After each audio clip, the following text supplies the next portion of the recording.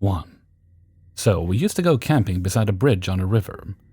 It's in the middle of nowhere, and you can hear people talking across the river. It's such a quiet place at nighttime. It's a 10-plus minute ride up a mountain basically in a car, and if there was a dirt bike, quad, etc. You can definitely hear it from a distance. It's in an old train trestle bridge where all kinds of people in the day hike, quad, swim, etc. But there is only one way across, which is the bridge. Myself and 5 of my friends were camping and drinking on the bridge, and before anyone jumps on the "you are all drunk" train, no pun intended, we all have the same collective memory. So we were just chilling on the bridge when a small blonde girl in a white dress shows up on the bridge. She was late teens or early 20s, as we remember, and were also at the time. She unabashedly showed up to 6 dudes and asked if we were going to the big party. We all, perplexed, asked what big party because, again, we could literally hear people camping across the river. She said the big party right over the bridge. We had all been there for hours and hadn't heard or seen a soul. She said, "It's only like 1/8 of a mile down the trail. You'll hear and see everyone. It's a huge party." So we're all like, okay, maybe we just had too many beers and there's another trail from the top of the hill. So we go back to the campsite, we pack up a rolling cooler, and said, "Cool, we'll meet you there." As not wanting to seem weird for following this small chick with all of us. So we walked probably close to a mile down the trail, trying to see a path, person, see a light, thinking maybe she was off about how far it was. Nothing, no sound, no people, no light, no girl. All pissed about dragging our wheeled coolers so far, we literally stopped halfway back on the trail, cracked a beer after hauling and walking. We were all like, WTF, maybe we're about to get our campsite and cars robbed, and we've been duped somehow. As drugs were very prevalent in the area. We got back to the campsite. Everything is fine. One buddy cracks a bottle of whiskey and we start passing it around because we were all frustrated after an hour's walk to do nothing. Fast forward to the next morning, I am deathly hungover and I say, "Yo, I had a wild dream last night. I feel like we saw a ghost girl on the bridge that tried to lure us to a party that wasn't even real." All my friends went silent. It was like 7 a.m. and we were all out of sorts. My one friend looks at me and says, "I had the same dream." Another chimes in, No, that was real." I was like, "What?" Then recalled all the events. Then we all had the same memory around a campfire at like 8 a.m. All of us agreed on her looks, dress, demeanor, and the fact that she was almost glowing. We all, to this day, have no explanation for any of it. Our one friend doesn't drink at all, by the way, and none of us did anything but smoke the devil's lettuce. I know false memories are a thing, but for 6 people, all to wake up and have the same memory like 6 hours later, I don't believe. 2. Between the age of 14 to 15, I had moved back in with my mom after dealing with a lot of trauma while living with my father for the past 2 years. My mom lived on the outskirts and countryside of Faribault, Minnesota. The area is nothing special, as there's always a neighbor within a couple of minutes' walk, hills, valleys, and trees, typical Midwest. I grew up there most of my life, and though it always felt eerie at night, nothing like this ever happened before. Upon moving back in with my mom, I did start to smoke weed and dealt with mental health problems. I had a lot of friends who were similar to me and loved paranormal shit, so of course it was no surprise when one of my friends gave me a tiki necklace that he claimed had a demon in it. I don't remember the name of the demon, but he said it was a watcher. I didn't really believe him at first, but I kept it in my house nonetheless. Shortly after bringing this home, I started to experience a lot of sleep paralysis and shadow figures, who typically spoke in tongues but would always eventually say, "Take her," or something similar. It always scared the crap out of me, but I chalked it up to my brain being sleepy and not being able to English. Then it progressed into things randomly being thrown or dragged after I put them down on a table or away. I didn't necessarily like this, but instead of questioning it, I just laughed it off and went about my business. After some time of experiencing this, I had a horribly vivid dream of me and a friend laying in bed watching a movie. And while I turned my head to look at them, I saw a blurred white figure standing at the end of the bed. I gave it another look, and I saw a white glossy woman dressed in a white wedding gown. Veil, flowing hair. Before I could react, the lady grabbed my feet and started to pull me down off my bed. I fought her off as hard as I could while grabbing fistfuls of my mattress, but could not overpower her. Right as she was about to pull me off my bed, I woke up freaking out. I decided I needed to change my life around to save the bit of sanity I had left, so I quit smoking weed and started to see a therapist. Some time passed. I was still occasionally dealing with sleep paralysis, weird shadow figures trying to speak to me, and things being thrown and dragged. Instead of feeling powerless against whatever this was, I started to research information about metaphysical things as a way to try to work with whatever had started to plague my dreams, and honestly, my reality. While I was in my studies, I remembered that my friend had given me that necklace with a demon in it, and connected the fact that everything kind of started to get worse when I brought that into my house. I wasn't friends with this person anymore, so instead of just giving it back to them or even figuring out a better way to deal with this, I decided to throw it in the garbage. I came to realize how big of a mistake this was. As a week later, the garbage truck came and took our garbage that contained the necklace. The next day, as I was walking down to my bus stop 1/3 of a mile away, I had my music playing loudly and enjoying the lively scene nature had to offer. I suddenly noticed that all animal and insect activity had ceased. I instantly stopped and pulled on my headset to listen to the environment. I noticed it was dead quiet. Literally not a single chirp, rustle of the leaves or anything. Though I was scared shitless by this, I cautiously made my way to my bus stop. While standing at my bus stop, I was moving my eyes around, wondering what was going on. I suddenly heard the most horrific sounds and screech imaginable. It sounded as if a vehicle was trying to move while the tires are stuck on ice, or like a race car tires, taking off but distorted. It did not sound right, nor did it make sense. It was late in the spring, no ice or snow. The roads are entirely gravel, it didn't add up. Reasonably, I was shook by this, and was antsy for the bus to take me already. Luckily, a minute later the bus came and got me. I told my bus friends about this and asked if the bus had just gotten stuck, or if they saw someone stuck or taking off fast. Unsurprisingly, they all said no. I shoved this experience in the back of my mind for a long time, since I was worried if I spoke of it or even thought of it, it would only manifest something worse. After many years, I still occasionally deal with sleep paralysis, but there's no more shadow figures trying to talk to me, and items don't get moved around. The only activity that occasionally happens is from my old bedroom at my mom's house that she now sleeps in. She'll report of scratching on the doors when nothing's behind it. My mom being plagued by demonic nightmares, and her dogs getting scared in the middle of the night. When the activity usually starts up, I clean the house for her using blue sage and having some crystals in the bedroom. This, luckily, hasn't had to happen too much, but it's interesting that it still lingers in my old bedroom.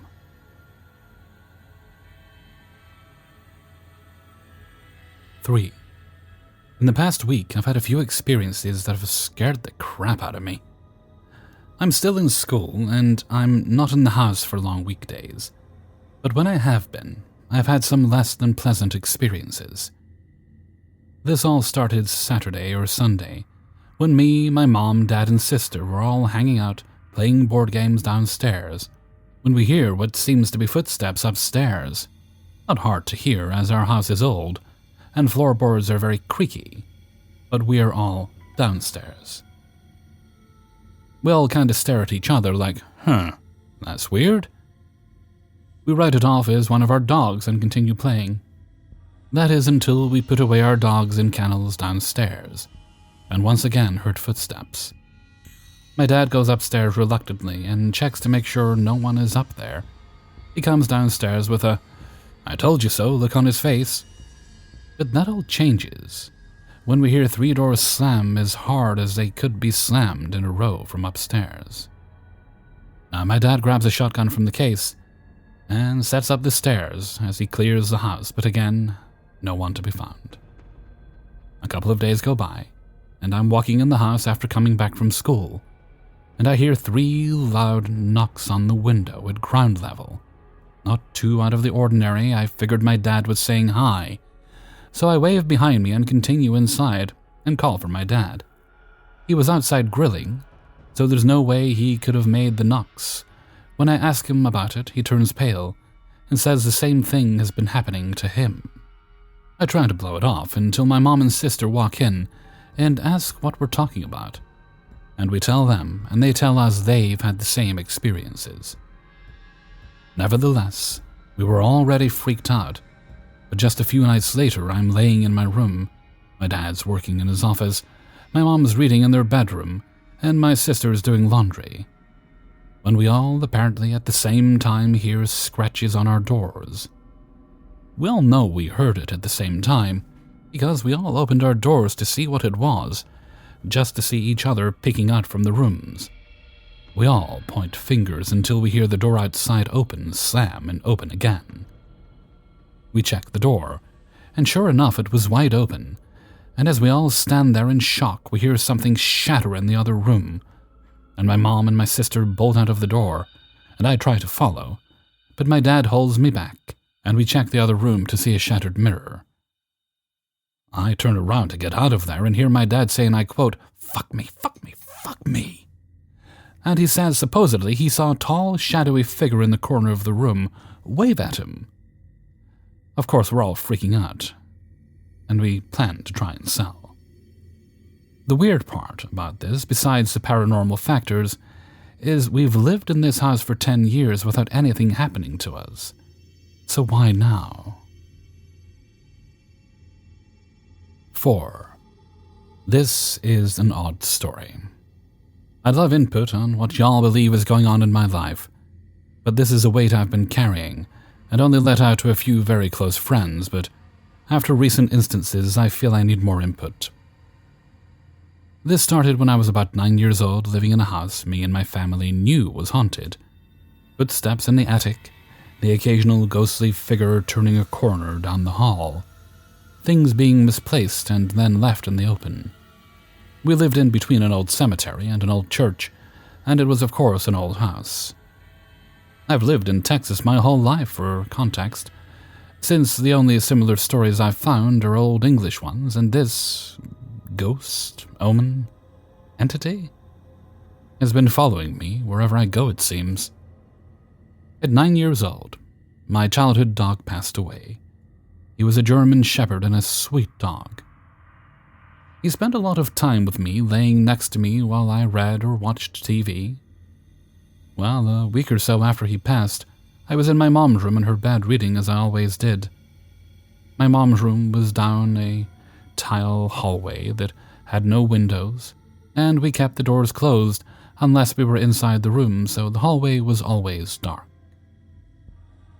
And I heard his nails clacking on the tile, as I was very accustomed to. He'd done it 100 times before. He stopped at the end of the hallway outside the door like always, just his dark head poking around the corner of the doorframe. He was very, very well behaved, and he always waited on invitation to enter the room. So I glanced up from my book and patted the bed next to me without thinking, out of instinct, and went back to my book. Then I realized he'd died. I looked up and nothing was there. I also realized I hadn't heard the taps of his nails walking away. Spooked, of course, I left the room. But this is where things become odd, and I didn't notice this correlation for years. One of my very good friend's father passed away that night in his sleep from a heart attack. Now we fast forward a few years, till I'm about 12, living in Wimbley, Texas. My then best friend was over at my house one night, hanging out, and we were sitting on my back porch watching the fireflies pulsing in the woods, when she tapped me, getting my attention. And she pointed, asking if I saw what she was seeing, and sure enough I did. About 20 feet into the tree line, there was a dark dog-like figure about the size of a husky but all black, trotting past looking at us. Oddly stunning to look at. We just watched it pass by. We continued to hang out, and when it was time to go, she asked if I wanted to go with her family to the water park, like I had before, and I declined. I was planning on gaming that night and the following day when the water park trip was happening. I was woken up the next morning by the mom informing me my best friend passed away that morning in a horrible car accident. That death really rocked my world. My first time losing a friend or anyone I knew well. Fast forward 3 more years. I'm 15. Older brother was in the army, and he came home some weekends and we shared a room. I fell asleep and dreamed of the dog walking past the foot of my bed and sat next to my brother's empty bed. The next week he totaled his car in a DUI accident. The police on scene said if he was an inch taller, his roof would have scalped him, if not decapitate. Then 3 more years later, I'm 18. My brother is out of the military, getting back on his feet, living with us. And I have a similar dream, this time coming out of our bathroom, and my brother was still in his bed. The dog just looked and panted. 3 nights later, my brother had his second and final DUI, this time breaking his spine. He'd recovered fully, the lucky idiot. Now for our most recent encounter. An old friend of mine became pregnant about a year ago. My girlfriend isn't fond of her, so we don't keep in touch anymore. I had a dream of my girlfriend and her talking on my couch. I live in Texas, still she lives out of state, and has for a few years. And the dog was sitting on the ground next to her. I woke up panicked, but it wasn't until a month later I checked on her to find out she had miscarried. The dog never seemed scary or threatening. Always calm and warm. It was a calming presence regardless of what came after it. It never seemed to be a threat. I'd love to hear what y'all think. 5. This is a story I've told many times over the years, but never posted anywhere. This was an experience shared between me and one of my older brothers. I was 12 and he was 15. I am now 30, but this experience has stayed with me. Here we go. Bear with me. For some foundation on the story, my brother had gotten angry at my mom not ordering him Wendy's for dinner, so he wanted to rebel and storm out of the house, and I just wanted to follow. We lived in a nice and quiet suburb, a few miles outside of Philadelphia, Pennsylvania. It was a summer night, maybe 9:30 p.m. or 10 p.m. The neighborhood was safe, so it wasn't unusual for us to take night walks from time to time. We walked to the neighborhood elementary school that I was actually attending at the time. The walk was about a mile. We get to the school and climb up to the top of the roof of a newly constructed blue and yellow playground that was maybe 20 feet tall. The playground sat atop a hill. At the base of the hill was a soccer field enclosed with a running track. We would come here, maybe once a week, and just hang out. Anyway, we were there for a few minutes when, out of seemingly thin air, there appeared these 3 humanoid-looking figures, dressed in all black, standing out in the soccer field in a triangle formation. 1 in front, 2 in back. The one in front seemed to have broader shoulders than the other 2. We both could sense that they were watching us or had their attention on us. These things were not there when we arrived, and we were both seeing the same thing. The moon was out and shining strong, so we could see these things even in the night. What happens next is where it gets weird. They disappeared for a few minutes and then reappeared closer to the base of the hill. They then disappeared and reappeared again further away from the base. They again did their act again, but reappeared in the shape of what seemed like animals. I remember thinking they looked like grazing horses. I should mention they were always completely void of motion, almost like statues, whether in humanoid or animal form. Finally, they disappeared and reappeared again, but now they were moving and shaped like black balls of energy. Darker than the night, I've always said they looked like gigantic roly-poly bugs. Probably the size of large dogs, all three were moving at different paces, but all relatively slow. No animal or person would move with the pace or cadence these things had. At some point, we climbed down to the ground and stood at the top of the hill to get a better view. We stood there for about 5 to 10 minutes, and these things moved from the field, across the track, and began to crawl up the hill towards us. One of them got within 20 feet of us, and we decided to run home before we could find out what they were or what they wanted. Has anyone heard of or experienced something like this? I've heard of skinwalkers, but those accounts I've read about don't resemble my and my brother's account. Thanks for listening. Hey everybody, Hellfreezer here, and thank you very much for listening to Paranormal Stories, episode 325. And thank you very much to everybody who allowed me to use their stories in this video. Before you go, please do hit the like button. It helps the channel out. Alright, let's see. I think we'll just move right along to Hellfreezer's question of the day, unless nope, there's no other business today, so we'll move right along to Hellfreezer's question of the day. And today's question is: do you always need something to look forward to, a goal to work toward?